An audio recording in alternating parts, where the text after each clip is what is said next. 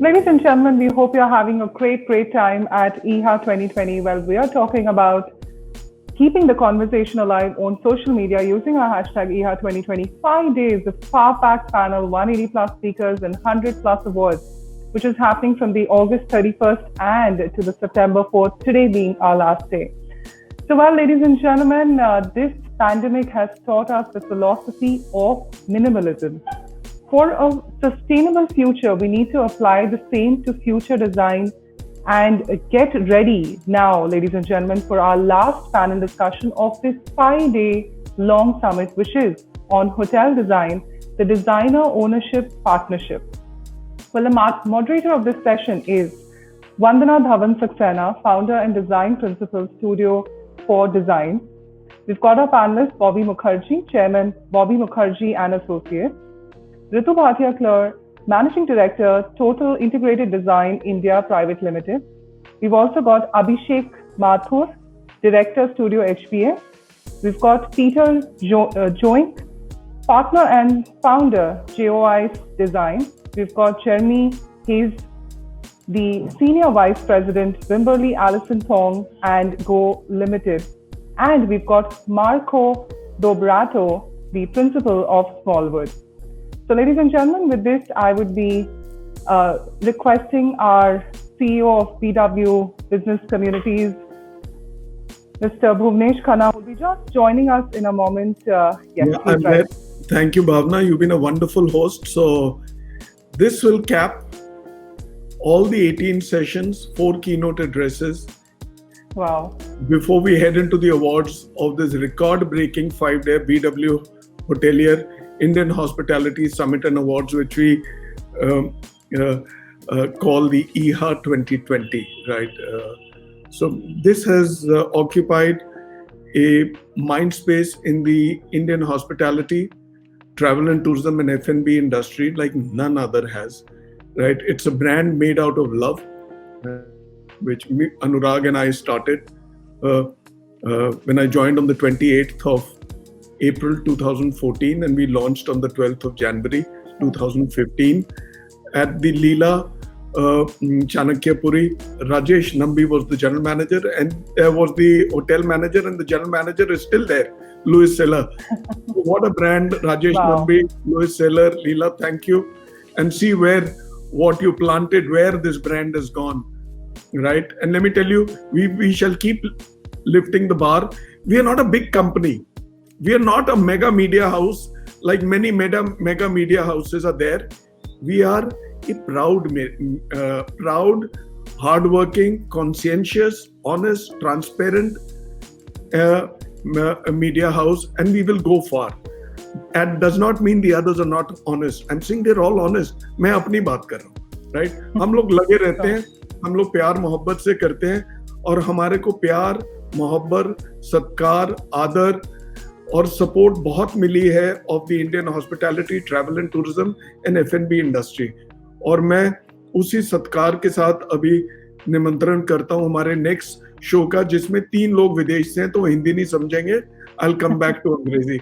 EHA 2020, everyone, welcome to the incredible panel. Hello. Thank you so much. This is, like we say, the grand finale, right? This is, I was just saying, this is the final show of the record-breaking Indian BW Hotelier Indian Hospitality Summit and Awards. This has gone on for 5 long days, 18 sessions, 4 keynote sessions. And let me tell you, if I was to tell you, yesterday my sessions lasted for more than 9 hours at a go, right? So that's how it is.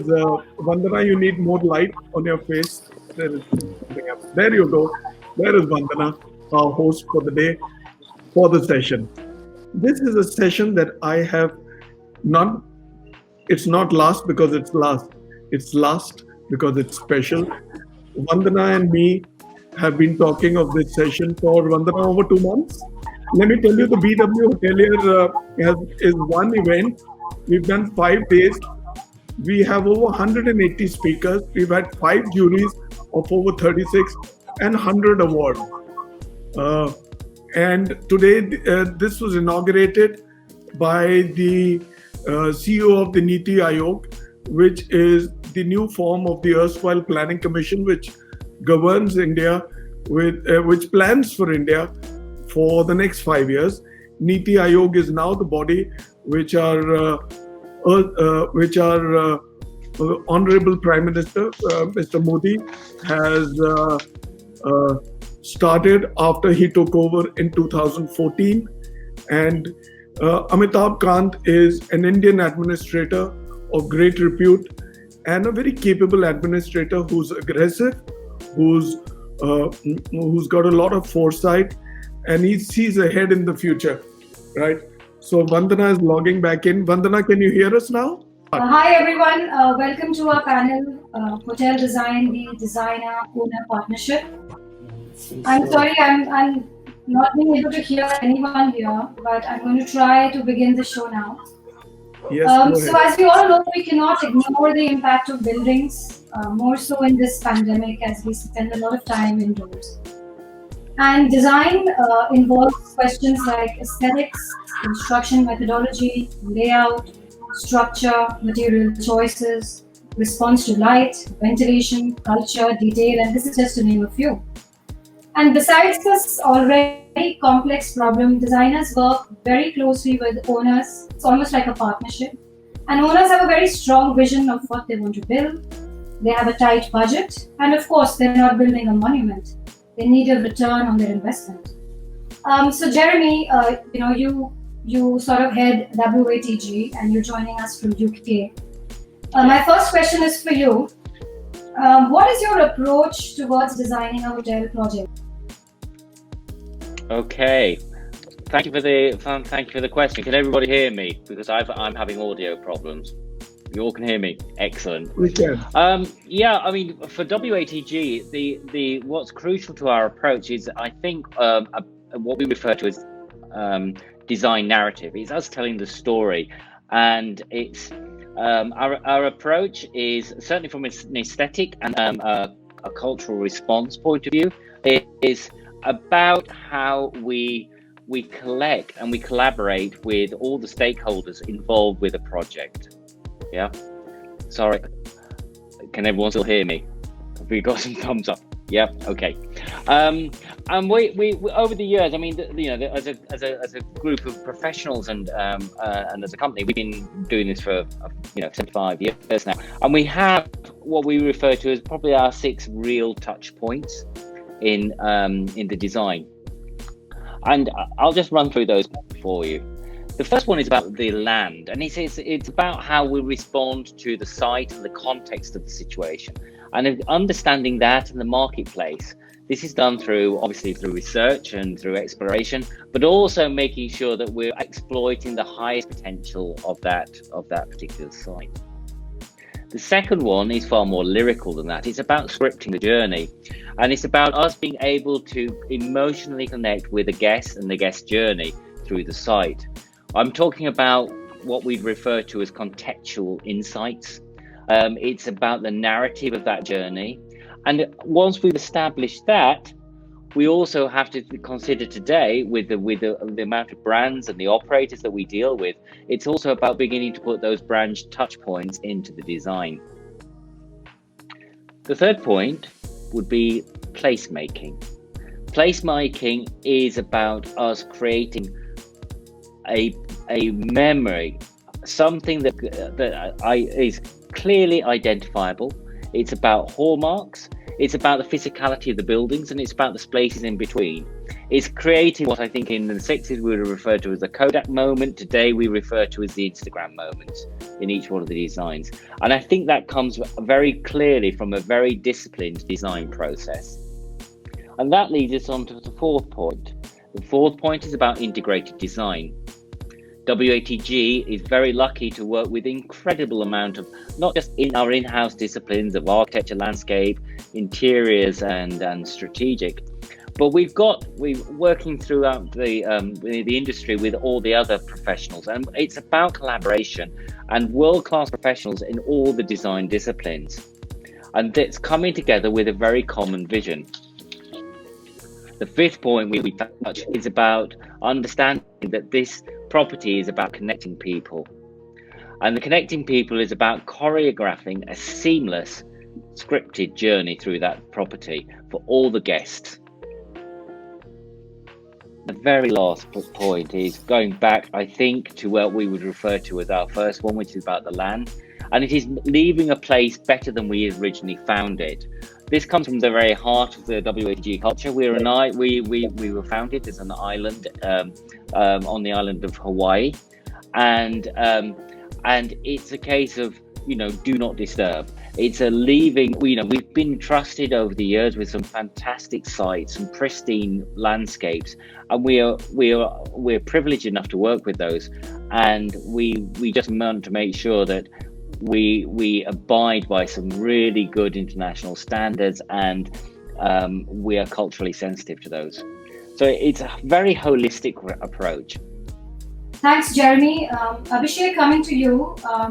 What do you enjoy designing more? Is it a mid-scale hotel, or which has certain constraints in place, or is it an upscale hotel project that gives you, flight for fancy? And why would that be so? Thanks, Vandana. I hope everyone can hear me. I think for me, there's no limitation to scale as such. I mean, both ways, right? Like, I think I would echo the sentiment of most of the people on the panel. I certainly enjoy designing hotel as much as I would love designing a chair, to be frank. It's just about like really following through the process. In fact, what Charity very eloquently pointed out, how does one sort of cater to those parameters? And I think those are scalable qualities in design. I would think that at the end of the day, whether we are designing a business hotel or an upscale hotel, the landscape of today, the design landscape determines that we are trying to not only do problem solving, but we are trying to impart a personality to the design. How do we have humanistic values into whatever we are designing? How do we see it in a larger context? And I think those things are quite applicable whether to design an urban hotel or a resort property. I think if you were to really press me down on this question, I would say it has to do something with where I have to travel for each of those projects. Certainly, some sites are much more evocative than the others, and in that sense, I suppose one could possibly play favorites at a time. But I mean, we all love what we do, and I certainly enjoy doing every part of it. Is it a cop-out, or does that answer your question? Ritu, as we've discussed, design is truly a partnership with the client. When do you think is the right time for owners to engage with designers? Is it at the project feasibility stage, or do you typically come in when designs are frozen to a certain level with the architect? So TID primarily does interior design. So what do you think is the right time for owners to engage us as designers, and especially in the interior design domain? How does this work? It's an interesting question and very relevant because a client and designer relationship is long, especially in hotels. It's 3 to 5 years. And the interior designer has to be there till the hotel opens. I would advise that the interior designer is brought in day one, right from the time the client has done their feasibility, they have a vision, and they are putting the team together with the architect. Ideally, that is the situation that the interior designer comes in, so that all the key stakeholders are there from day one to plan and to brainstorm together on the vision for the project, for the hotel, with the end goal being the completion of the hotel. And there are different situations. In this situation of a greenfield where interior design is brought in, our work does effectively start once the architect has created the spatial zoning. So once that is in, the interior designer comes in to do the fine-tuning in the space planning, which would then make it easier for the concept to roll through.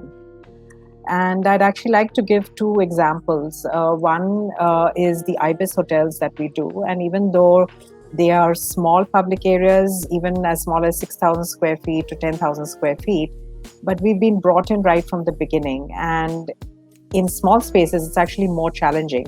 So with ID coming in earlier, you actually get the best of the space, the efficiency and the circulation.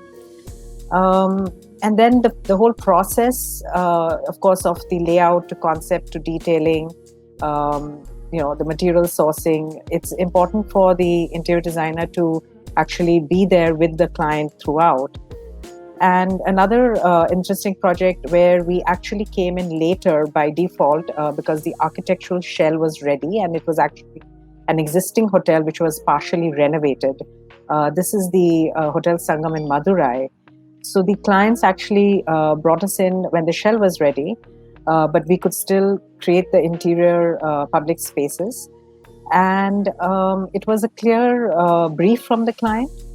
And the best part about the efficiency of the project was that decisions were fast and there were no changes along the way. And it was a partnership throughout, right from sourcing and site visits till the ending when we actually had a grand opening.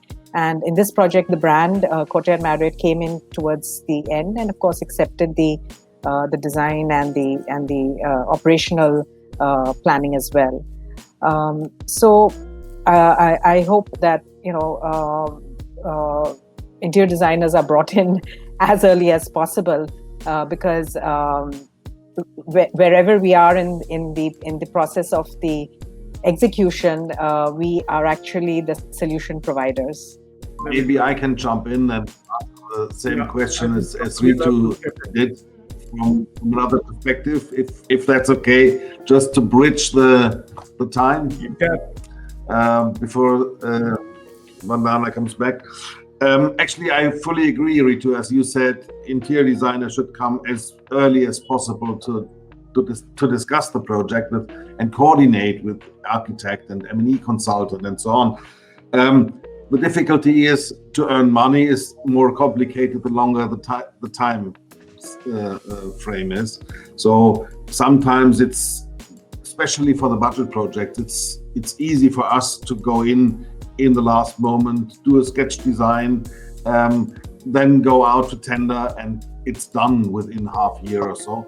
The long-lasting projects, like big projects on airports, we sometimes are stuck for 5 years or so. Then it becomes difficult for us to earn money. But the project I wanted to speak about is completely different. That's a development of a concept. We had the honor to work with Mr. Chatwal from Untitled Hotels, and they had the question what to do with Ginger hotels, which did not fit to a luxury Taj group. So Mr. Chatwal wanted to have a completely new concept for that brand. And together with the marketing agency and the graphic agency, it's DY from Mumbai, we developed a concept for Ginger, and that was really done within half a year from first sketch to installation. And not only for that Goa project, which was the first one, it was also a concept that is suitable for a rollout for all of the Ginger hotels. And that was the theme really was to create icons that could be recognized by guests for that typical brand, for the Ginger brand. So there we were really early, but it was a short term. And the interesting thing is that this was just a concept design and then done for one project. But now I think it's already more than 15 hotels that are done according to that concept. So in the meantime, just to add to that, I think since we're on the topic of, I think with the owners and the designers, what I think is also important is for owners to bring in all the key stakeholders right in the beginning, not just interior designer, but facility planner, lighting consultant, and landscape consultants. And I think I'm sure my fellow panelists will agree that it's about putting the team together from day one and taking that through. Hi, Vandana. In today's day and age, if internet is like this, it's a challenge. It's a bad advertisement. Probably one of the fellow panelists could take up on the discussion. I'll take up something on this.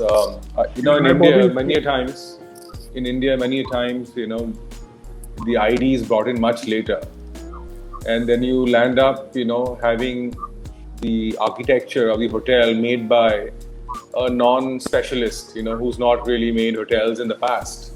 And we've had disastrous plans, and after we come in and we start making all our planning to make the hotel workable, it lands up in large amounts of surgery to be done to the project, resulting in huge expenses, which is completely unnecessary. It goes into millions of dollars. And we've had projects where we had to remove columns, beams, there were no accesses, there was no proper connection between the back of the house and front of the house. The sizing of spaces were wrong, So this is a very common problem that many a times the owners will first just appoint only the architect, not taking into account all the other consultants, including the facility planner, resulting in lots of delays, unnecessary expenses, and headache for everyone. I completely concur with you, Bobby. I think that where I have as much input from my interior design team from the moment we start with the concept. It is absolutely imperative that overlay, that layer of how the guests will use that space, which an interior designer as a specialist is put in at that fundamental stage. And it's worldwide. It's the same everywhere. Yeah. Even starting from a small guest room, getting the bathroom size right to get in the basics is so many times, we land up with faulty plans. All this can be cleaned up, if all these consultants are all signed up at day one itself. Yeah, absolutely true. I think we could possibly take this a step further, where one can argue for actually being a part of at the table as a stakeholder when we are discussing the brief for the project. Happened to us a couple of projects where, I did a project in Kochi recently, which opened up as the first tribute portfolio hotel. That hotel was supposed to be a business hotel, which absolutely made zero sense in a resort location like Kochi. And, when we work together with the clients, because most owners are very proud of their heritage. They see about the local conditions that an outsider may not be able to see very quickly. And I think it was as much a learning for me as as anyone else to sort of be a part of that dialogue. And I think that really is the crux. One has to, get involved with the planning of the project even before their core expertise kicks in to sort of establish a shared vision for the property. I think Jeremy mentioned that eloquently earlier as well. Just wanted to point that out. But I fully concur with the rest of the panelists over here. The sooner we come in, the better it is. Absolutely.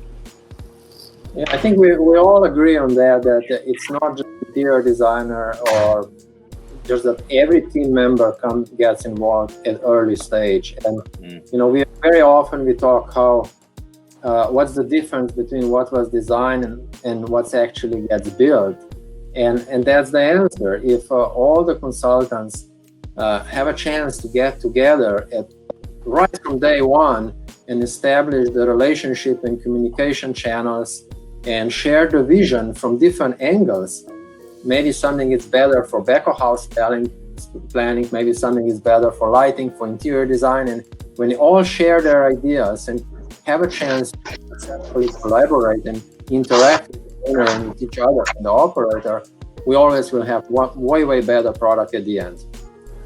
And we're not about the different what was designed and what was built and trying to feel like who's at fault that it was not built as designed. Marko, we are working on a project together. Yes, we are, Bobby. Yes. They're the architects, we are the ID, and because we started early together, we landed up with a really efficient plan from day one. So work would go on smoothly, and we were able to iron out, whatever planning issues that were cropping up. Is because we were both appointed at the same time. Marko came in a little bit earlier, but we came in pretty much soon. So Vandana, you are back, so take over. Yes, I'm so sorry. So Marko, since the question is on you, what has been your experience working in India, and do you have any advice for owners who are building in India, vis-a-vis what you see happening abroad in the design of hotels? Well, a lot of issues are quite common worldwide. From us, one of the key elements, starting with the owner at the beginning, are these honest discussions, not trying to hide the budget or actual goals, how to add 2 or 3 floors or how to expand later, but that we have right at the beginning a brief and the narrative and a common vision we can share and discuss. That's something which is probably the most helpful right at the beginning.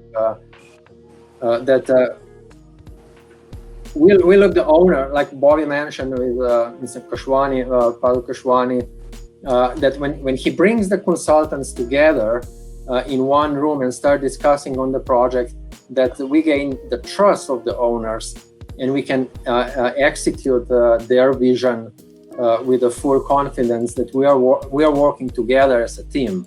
Right. Abhishek, you head the Indian arm of HBA out of Mumbai. How do your designs balance the cultural ethos, and now with the pandemic and constrained budgets and everyone trying to create a sense of a greater sense of place and ownership? Do you see a change in dialogue with your owners, with a greater shift towards the response to being Indian? What's been your experience, or are we still getting there in terms of figuring out the response?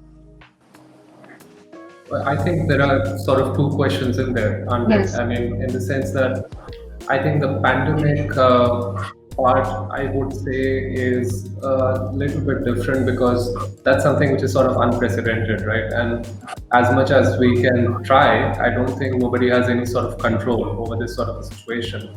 So we are all just trying to make the best of it. In terms of hospitality, I've maintained that the way our ethos has been about designing hotels, which is dialogue driven, which is also very process driven, given that we've been doing this for a lot of years. We've always been very particular about issues of hygiene, issues of separation of how to work together with the facility planner for an efficient planning of back of house, the guest experience. But I think what this has forced us to really think is, is the world going to change fundamentally in terms of, the brand, what you call like guest touch points, like they're literally touch points. Are we still going to have very sort of intimate rituals of like, garlanding somebody or, being in the same personal space as the next person? To that extent, I think while it seems scary at the moment, but I think the world will move forward. And I'm believing and I'm being optimistic in the fact that at some point of time, maybe not too far away, hopefully, we are going to go back into a future which is more safe, and we continue to sort of have those timeless values of human interaction, which is what makes hospitality enjoyable. I would hate for us to sort of try to design COVID-free or COVID-proof hotels. I don't think anything like that exists.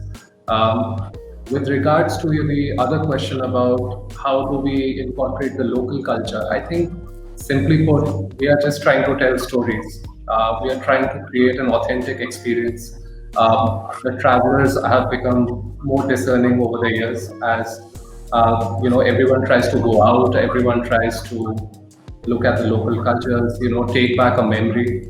And I think it's almost become an imperative for us to, as designers, engage with local communities and, try to, show the best face of the local culture. To that extent, in India, we have invested in 2 offices for over a decade now. I've been part of them. And I think that is a fundamental difference between our approach as HDA, where we really try to situate our offices in the middle of the action, try to soak up the local culture, understands what are the strengths and weaknesses of the local market, and then try to work from the strengths while we shore up the weaknesses. So we are very aware at this point of time, working in India, where the strengths are, which lie a lot of times in the local art, culture, craftsmanship. But we are also not, unaware of the local building practices or the lack of regulation in, the unskilled labor sector. But I think as long as we are aware, we try to make the best of the situation. So far, I think we've been moderately successful, and it can only get better right now. That's true, Abhishek. I think the stories we tell are all encompassing, and they take care of a lot of different aspects of design and culture, and of course, anything that influences the social context of the times. Peter, coming to you, you've worked on the Ginger concept, and you've pretty much developed the prototype for India, the revised prototype for India, if I may call it. What have been your learnings through this project that you've done very closely with your owners, and of your experience of working in India, and if there are some key takeaways that maybe owners or international designers could take from this experience of yours? Yeah, thank you. I told a little bit about Ginger already. Whilst you sorry, I'm so sorry if you've already spoken about it. But there's a new aspect, because Abhishek just said that he tries very much, and we do that also, to get the local feeling. And of course, that's nothing that a European designer could do for India. For us, India is just one country, and we would not see a different style between East and West and North and South of India. But we were brought in to bring an international touch to that brand, that Ginger brand, which you just mentioned. That was the idea of Mr. Chatwal, to say it should not be a simple Indian brand. It should be brought to a level of, to an international level of, he likes to call it lean luxury, a theme that is, a brand development which goes a little bit above what Ginger has been before. So that was a very interesting development, very close with the CEO of the Indian Hotel, IHCL, sorry, and then it was finally brought into one project.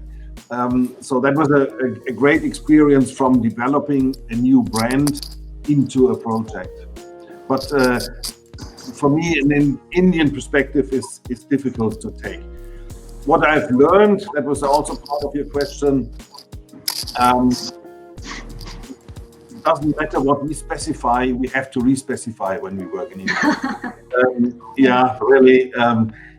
There are big companies in Germany who import fabrics from Asia, also from India, and then they sell those fabrics for triple the price.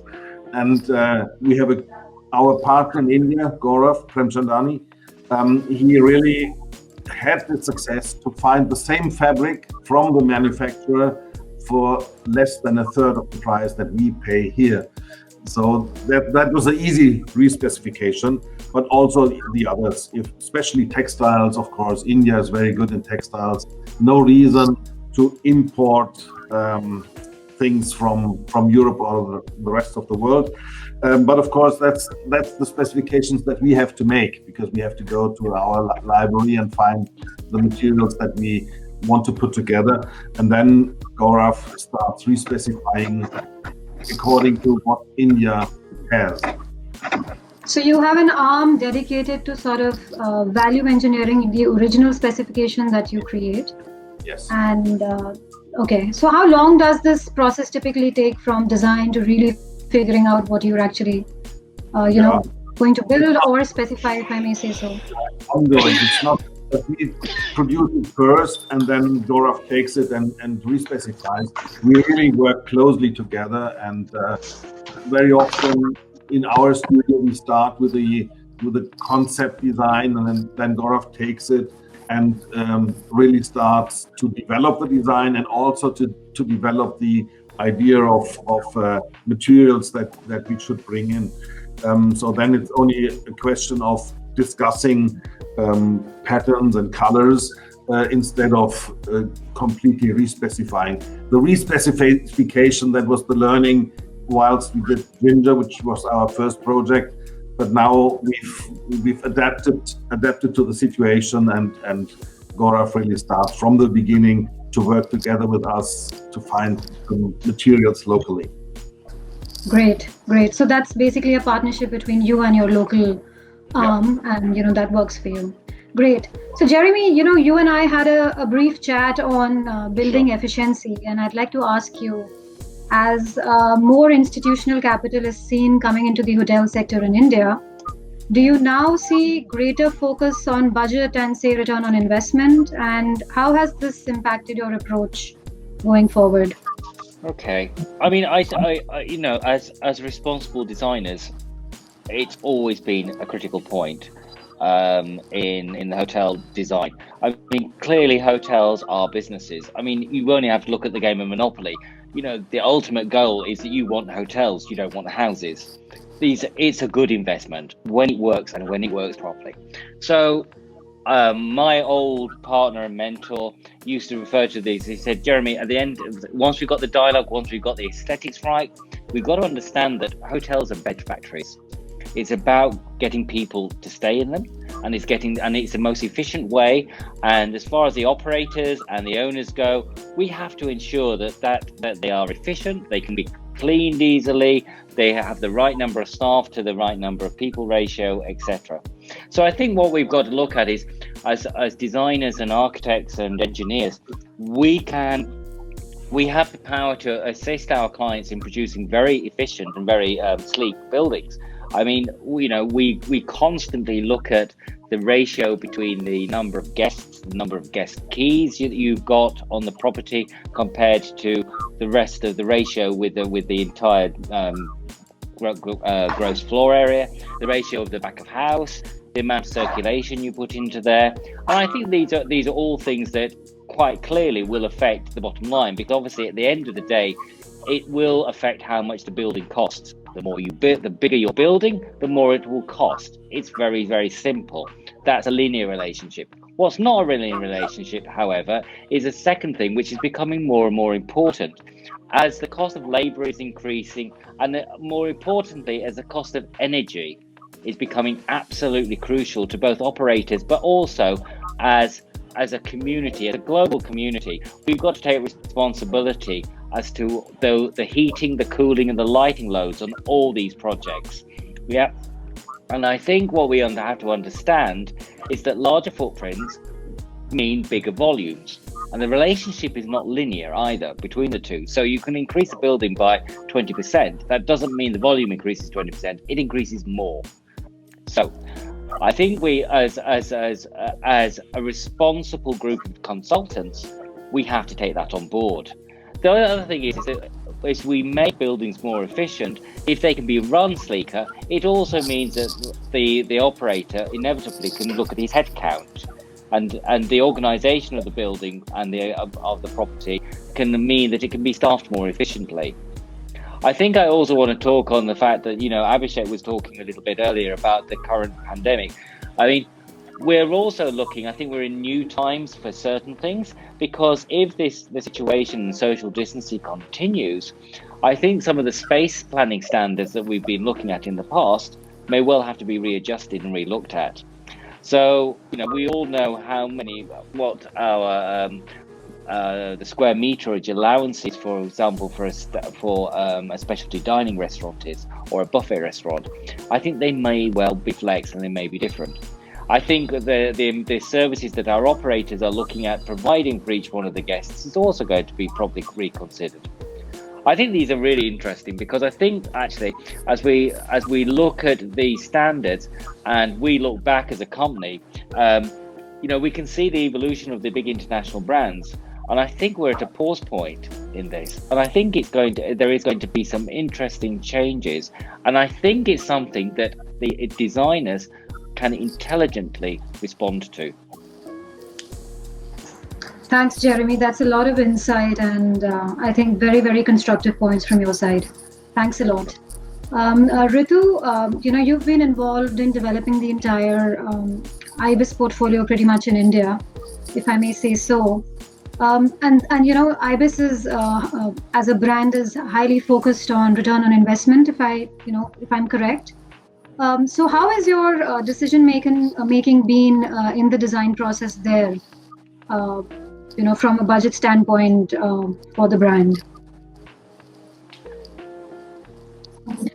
So yes, while we started the Ibis India, I would say almost 15 years ago, and while we had to follow the Accor key elements in brand standards, which are very paramount to the brand, but the brief was to adapt it to the Indian guest sensibilities.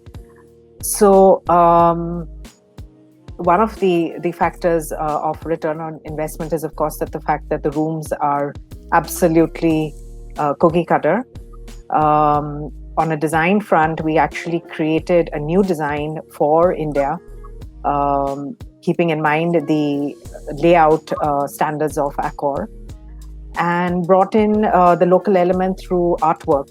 We have behind the bed panel, we have a panoramic black and white photographs of the city.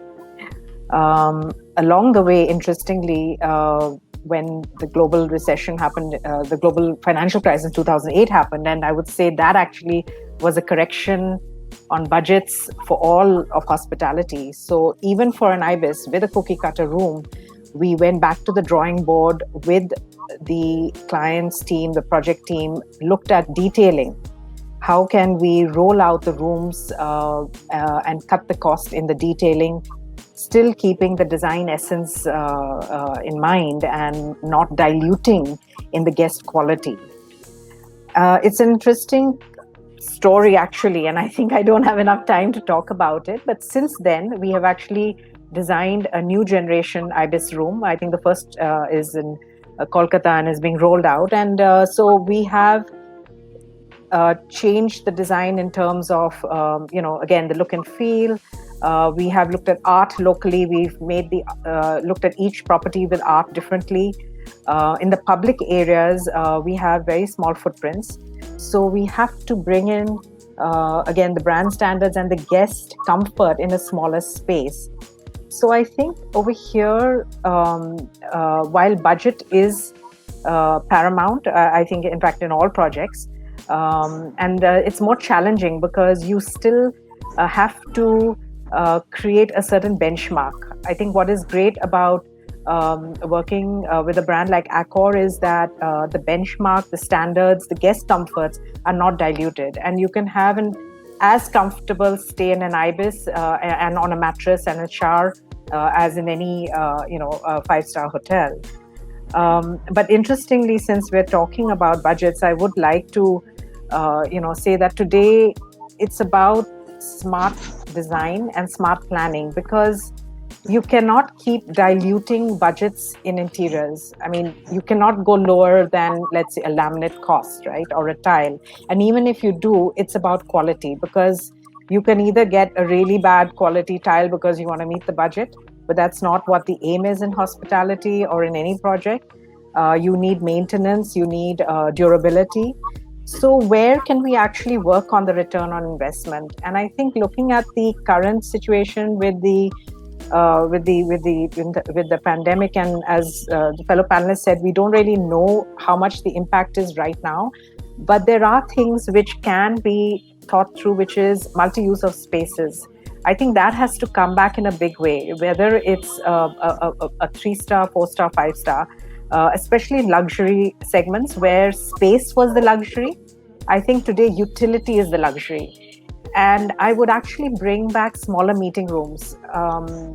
When I was actually looking at Taj in '93, Taj Mahal, Delhi, we used to have small meeting room spaces which a guest could rent out for a meeting or an interview, like a small office cubicle. And hotels have done away with that for some reason.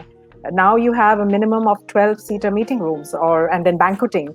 I think smaller meeting rooms need to come back because people do want to work from spaces out of home, or they may not be able to go to office for some reason.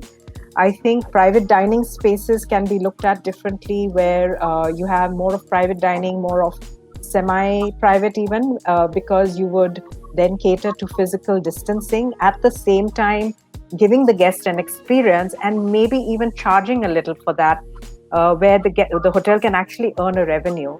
So to me, I think return on investment, it has to be looked at,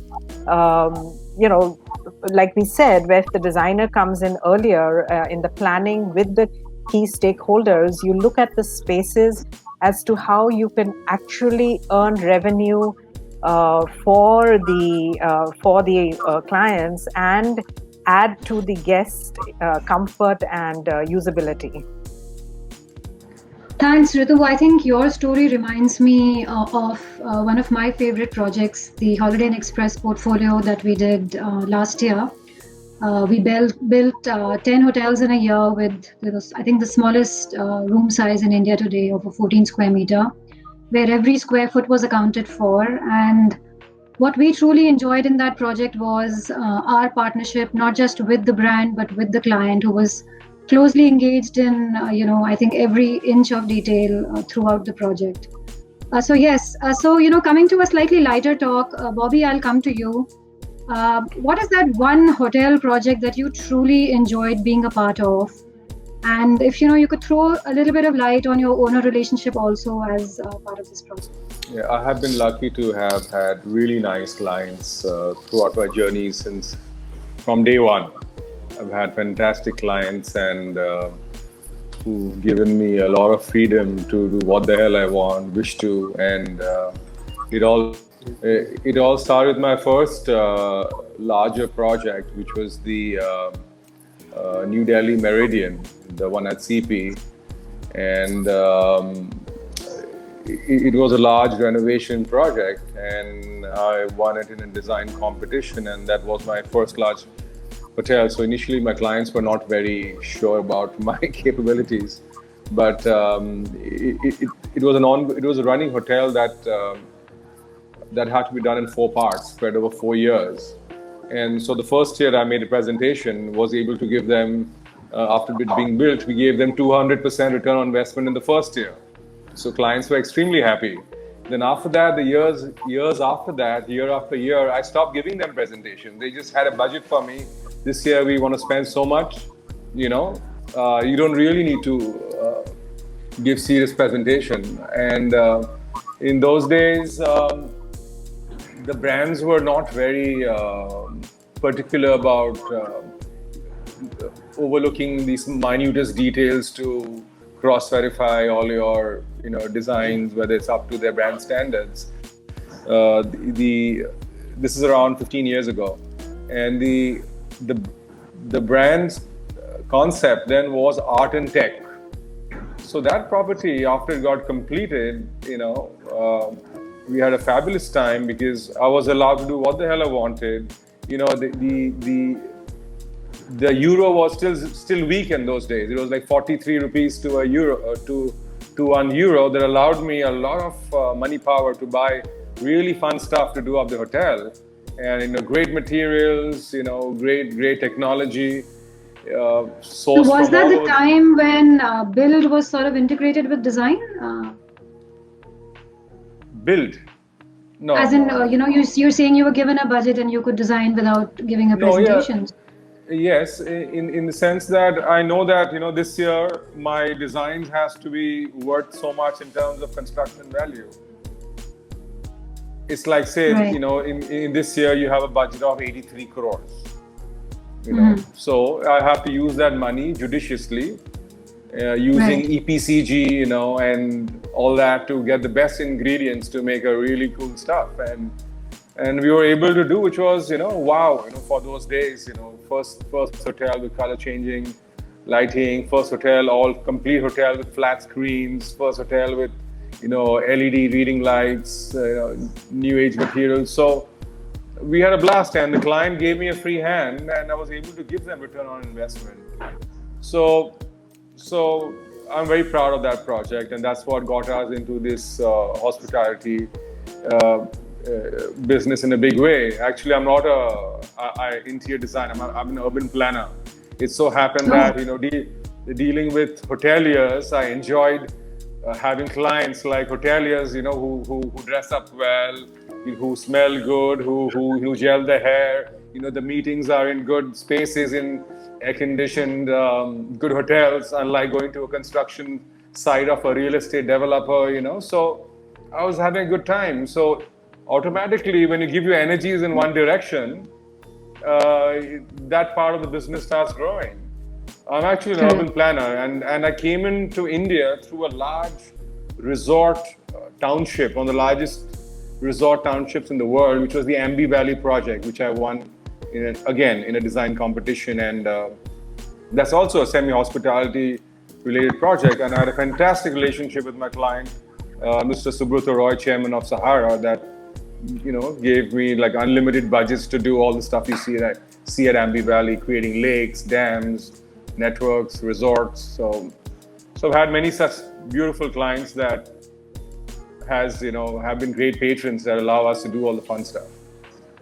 Thanks, Bobby. Thanks. That really does sound like you had fun on your first project and you had a lot of freedom there. Marko, I think, you know, you've built a very serious rapport of yourself on this panel. So what's been your favorite project? And if you could quickly tell us why, I think we'll quickly get to everyone post this. Like I started before, you remember the first one and the last one, and all the incidents in between. But every project on its own, it's a special project. And we treat every project as a unique project. In a way, for the first one, for me, it's the one of the first projects which I will always remember is one first large project which was built in India. Not then you just did the design and drag it for a few years and then it died. And that was Park Hyatt in Chennai, which we actually designed 3 times. We designed it first at Courtyard Hotel, and then the owner changed the brand and went to Hyatt, and we designed it at Hyatt Regency. And a year later, they asked us to redesign it to Park Hyatt, and we have to fly to Chicago a couple of times and have a presentation. At that time, there was still presentations in Chicago, and it was built, and we are still in great relationship with the client. But to pick up on what Jeremy was saying before, some of the latest one, today when the areas and the sustainability and the conservation aspects of the project are so much more important. I really like one of our mountain spa resorts, which is Westin property above Rishikesh. Very, very difficult site. From the bottom of the site to the top of the site, it's 100-meter vertical difference. There was existing structure on the site when we started, and the owner took me there and explained to me how he's really attached to this existing structure, and we have to incorporate it and keep it. And then we try to preserve every single tree and access to it and boulders on site and minimize the footprint and the impact on the actual environment. And then, of course, through the design and with the engineers also put a sense of longevity of the project, how it's going to be managed, how it's going to be maintained for the next 20, 30 years. In this climate, you really don't need to air condition everything, and how to have indoor-outdoor spaces, how to bring the nature into the hotel. It's in the final stages now of construction. All the superstructure is done, and they're doing interior design now.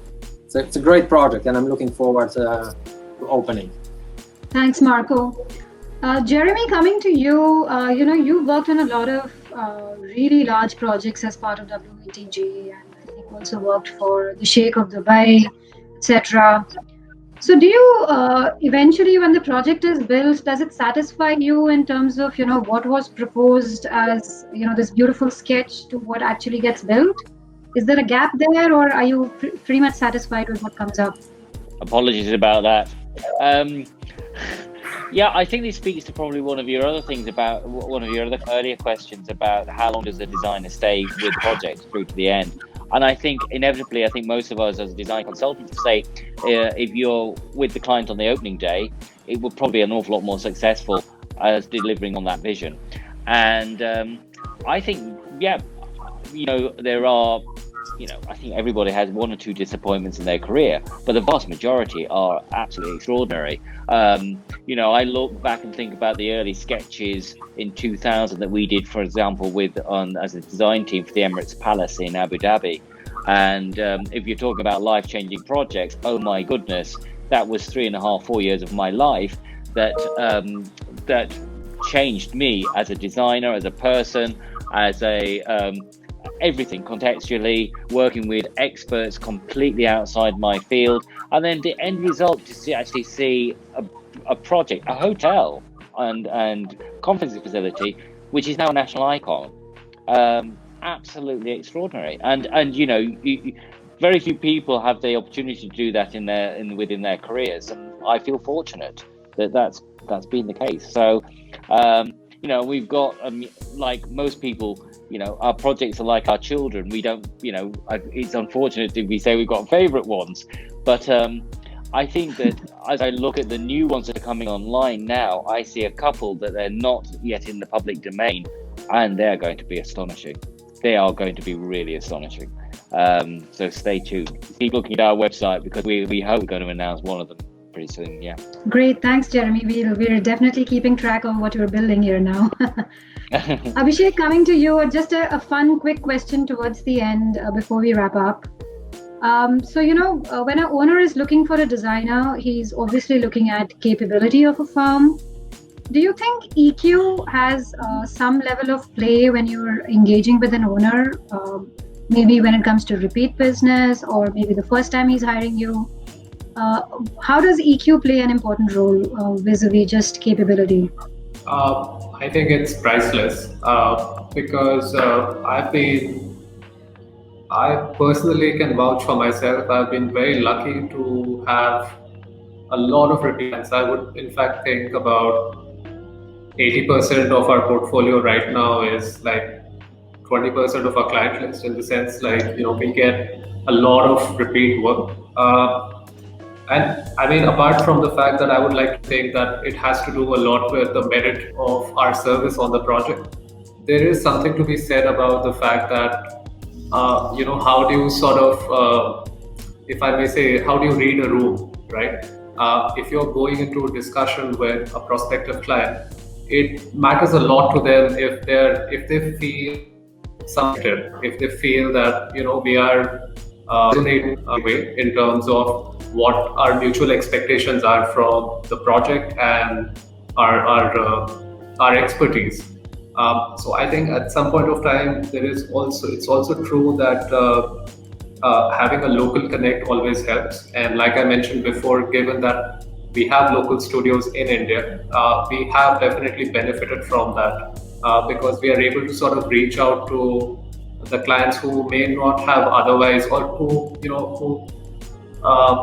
wouldn't have thought to maybe look at us as an international firm if we did not have a local connect. But I think connect is really important. It's also good to sort of walk a mile in the owner's shoe and understand that building a hotel is a large undertaking. It's not for the faint-hearted, and I actually empathize with most of our clients when it comes to budget decisions. It's not easy, and one has to almost think like, if I have to spend their money, it's like spending my own. So I try to be careful with that too. But more importantly, I think if you can show them the vision of, and certainly they may have very unique ideas, but I think it's important to get into a conversation with them and make them understand how you're saving them time they won't otherwise by themselves. I think that sort of boils down to the basic tenet of proving to them that you're an expert. I think a lot of times we get lost in jargon and not realize there is a basic transactional value to that conversation. So I think I like to keep it basic, and stay humble in the meeting. I try to understand that, with some confidence, obviously, to also tell them if we see something which is not going to make too much sense design-wise or other. But I think it has to be a conversation. Just the acceptance of that goes a long way in establishing that emotional connect. So, Peter, do you have any issues sort of convincing clients in India about the kind of value you could add being an international designer, or is it? So we do see a lot of Indian owners sort of deflecting toward moving towards international designers, and many who are skeptical. So how do you work towards building that trust with an owner? That's a good, difficult question. I never thought about it actually, because I was brought in by a client, Mr. Puni Chatwal, who really wanted to have the international experience in India. And nowadays we work with other clients also. But whenever we get approached, it's because we are not Indians. I don't know why, but very often Indian owners seem to be interested to get some different international design into their properties. So I do not have to argue why they want to hire me. They just do it. So I don't know. Oh, that's great. So great. I think we've had some great insight from all our international as well as Indian designers. And I think we'll all go forward towards building our own little autobiographies, as I would like to call it, and leave a wonderful legacy behind. You have 5 more minutes to go. You can take 5 more minutes to go on. I think if we have 5 more minutes, we can quickly just put in a point each towards how we think, or what's going to change because of this pandemic being here in hotel design. So if you can quickly, I can go to Marko on this. And I think those who've already answered can avoid the question. Marko, if you can quickly sort of bring in your 2 points here. Well, in the short time, everybody's talking about that, and there will be some changes in the design, but I don't think so that the hotel industry will completely change overnight because of pandemic we went over the past 6 months. We will adapt, hotel industry will adapt, and then we will collectively figure out with medical research, with hotel design, with the industry itself, how to move forward. But I don't see that this will be a complete redesign and complete new start for the hotel industry. Ritu, I know we've discussed this on another panel, but yeah, your two points on that. I agree with Marko a bit on that, and ideally, or I would say it's a wish list that there are not too many changes in the hotel industry, and but yes, I would like to see, and I do think this is going to happen, where it is going to be more technology based. So I'm hoping with that, the positive is that guest check-in becomes more efficient and checkout becomes more efficient. Things which have probably already started around the world have yet to come to India and would hopefully be fast forwarded. Use of mobile check-ins, more than access cards, maybe like they say, using your mobile to check in, having your guest history in advance. And it's not so much design, but I think the interface of the process of, like a reception counter, do you really need a large reception counter because of the efficiency of technology going forward? So I would still like to see, the hotel GM or front office there with a namaste and a smile, who is ready to be there for the guest interaction. But I should have the choice as a guest to be able to, swipe my mobile or a card and just walk straight to the room. And I think this is where we have to work together with, of course, the brands, that if those changes happen in the process of technology, then the interior designer would plan the space as to what is really needed. And very quickly, interestingly, when we did the keys, I think almost 10 years back, they actually were quite ahead of time, because we had planned a check-in kiosk in Hosur, and the rest of the keys, owner-run properties by Bergwijn. So check-in kiosks were planned, but I think it was ahead of its time, so it maybe didn't take off as much as they hoped. They had also a women's floor where you had a video door phone. So if a lady guest is staying alone, she can actually stay in the room and have the video door phone like you do in a residence. Now, this today could actually be an interesting thing for being contactless, because if as a guest, like I think the hoteliers are already saying that we will not come to the room unless the guest asks. So if you have a video door phone, and I know there's a cost to it, that's a separate discussion. But if you have a video door phone, you can choose whether you want to have contact or not with the person coming to your room. So I think there are a lot of interesting things which can happen with technology. I feel that you still have to have certain touch points with the guests and the hotel staff. That should not go away, and especially with Indian hospitality, I think it will be very much there. And the rest, of course, we're all part of the future. We'll be knowing about it soon. Thank you. Jeremy spoke about, thanks Ritu, you've touched upon a lot of points vis-a-vis, having lesser touch points between guests and the hotel. Jeremy also spoke about, greater accountability towards the building envelope that is constructed, and, the accountability of how much FSI we are building. Jeremy, from an architectural standpoint, is there anything else that you would like to pitch in that you see as a change post this pandemic? Jeremy, you'd like to unmute, please? Yeah. I'm unmute myself. Sorry.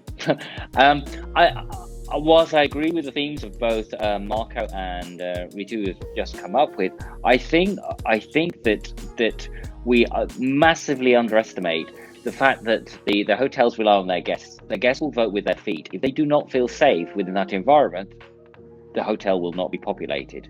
And I think that people have to, the operator will understand that very quickly as we come back to the new normal. And understanding that, I think, is a challenge, because I think that the space standards, how we interact, is going to be key to it. I think what Rita was just saying about select service is very interesting. At the upper end, we see that our Uberlux hotels have always sold exclusivity. It's about the distance between the guests. We see photographs of the luxury resorts. You're the only person on the beach, you and your wife. That's what they're selling. They're selling that dream.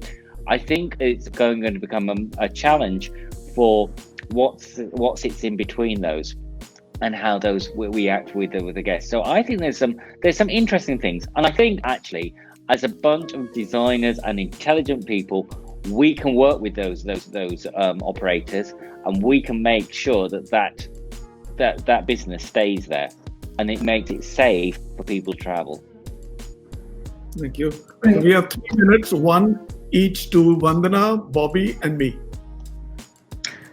So I think, as problem solvers, I see designers as problem solvers, and I see the pandemic and anything and everything that the owner wants to build as sort of the constraint that we want to work within. And I think constraints lead to great solutions.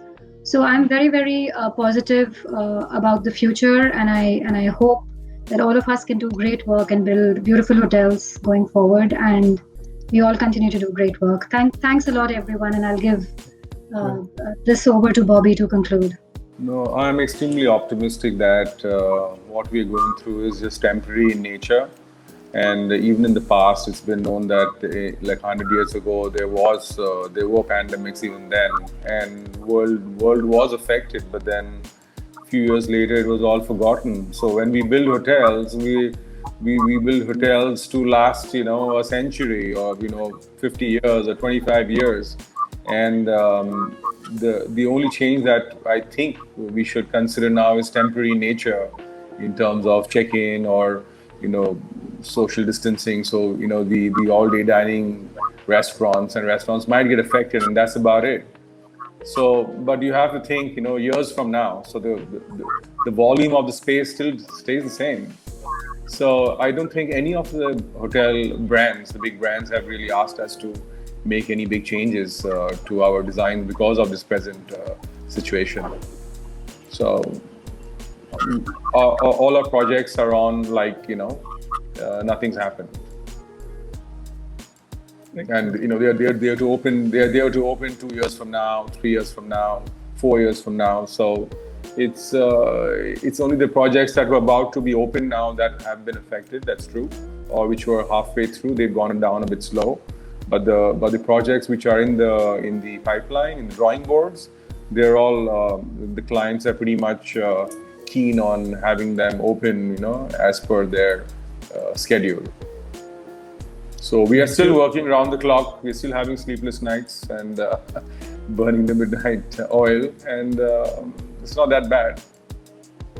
Okay, great. So ladies and gentlemen, that brings an end to this session. Don't go. And this also was the last session of the summit part of the BW Hotelier Indian Hospitality Summit. We get into the awards. Having said that, this show tells me we overcame internet problems. Vandana, you came back and you came back extremely well. I'm so happy you're smiling. I'm delighted. You prepared very hard for this. And this goes to you, right? Thank you so much for bearing with me. No, don't worry. Sorry about all of that. Yeah. Take heart. Don't worry. Remember Hercules? He's the most powerful man. Even he dropped it. Having said that, this has been India's biggest hospitality summit and award show over 5 days, bigger than more than 2.5 times. We've had viewership in excess of 200,000 as yet, and growing, because the real action starts when the replays are watched, because they keep clocking.